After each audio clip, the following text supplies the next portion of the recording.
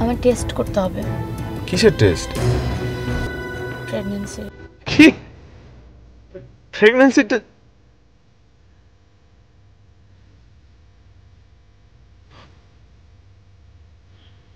কি বলছিস এগুলো? তুই ঠিক আছিস?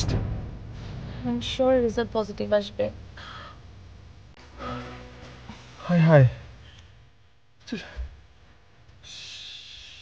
তুই এটা কি করলি? তুই কি পাগল হয়ে গিয়েছিস? হ্যাঁ, সর্বনাশটা কিভাবে করতে পারলি নিজের?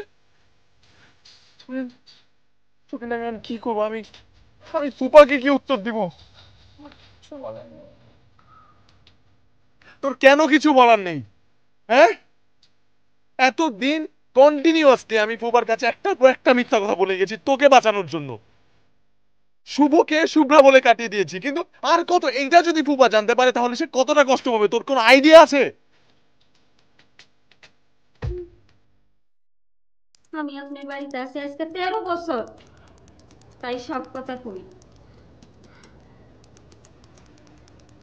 আপামনির বমির লক্ষণটা ভালো ঠেকতেছে না। ভালো না মানে?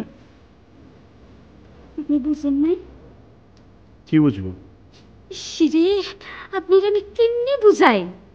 রাজুর মা, আপনি কাকে নিয়ে কথা বলছেন বুঝতে পারছেন? বুঝুন না কেন?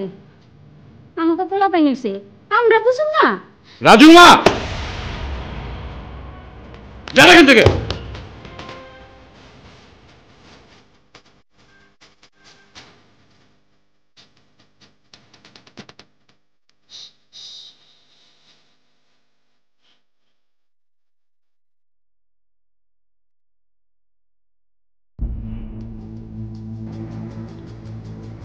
ডাক্তার কি বললেন?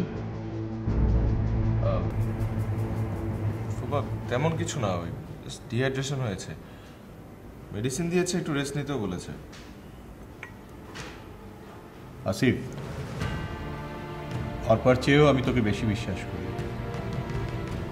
আমার কাছে কোনো কিছু লুকাচ্ছিস না তো? আরে ফুপা কি বলছে? এখানে লুকানোর কি আছে? তোমার না এই সন্দেহ করার অভ্যাসটা গেল না। মানে মেয়ের বান্ধবী মারা গেছে এটা নিয়ে সন্দেহ, তারপর আবার বমি করেছে ডাক্তার কাছে নিয়ে গেলাম সেটা নিয়ে সন্দেহ করতে হবে? সমস্যাটাই আমি বুঝি না। সমস্যাটা হলো আমি ওর বাবা, আবার আমি ওর মা। আমার চেয়ে ওকে কেউ ভালো বেশি বোঝে, আর এই সমস্যাটা আমি ছাড়া কেউ বুঝবেও না। মেয়ের অমঙ্গল চিন্তায় সারাক্ষণ বুকটা কাঁপে।